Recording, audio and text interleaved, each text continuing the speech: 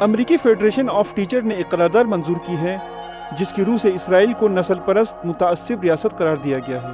قرارداد کے مطابق اسرائیل غزہ، مغربی کنارے اور مقبوضہ فلسطین پر بھاری اسلحہ استعمال کر رہا ہے اور مظلوم فلسطینیوں کو ان کے گھروں سے زبردستی بے دخل کر کے صہیونی آبادکاری کر رہا ہے۔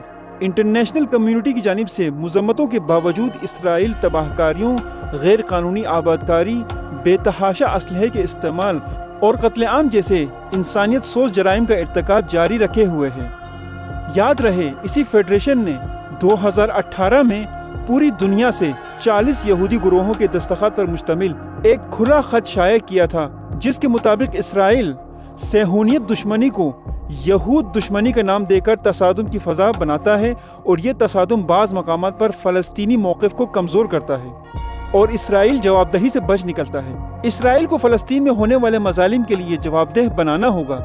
رپورٹ کے مطابق تقریباً 7 لاکھ اسرائیلی فلسطینی زمینوں میں کی گئی آبادکاریوں میں زندگی بسر کر رہے ہیں اور فلسطینی کھلے آسمان تلے مہاجرین کیمپس میں سر چھپانے پر مجبور ہیں۔ انٹرنیشنل قوانین کے مطابق یہ تمام جرائم قابل سزا ہیں، لیکن انٹرنیشنل کمیونٹی اسرائیلی جرائم پر خاموش ہے اور مسلمان حکمران بھی کسی فورم پر فلسطینیوں کے حق میں لڑتے نظر نہیں آتے۔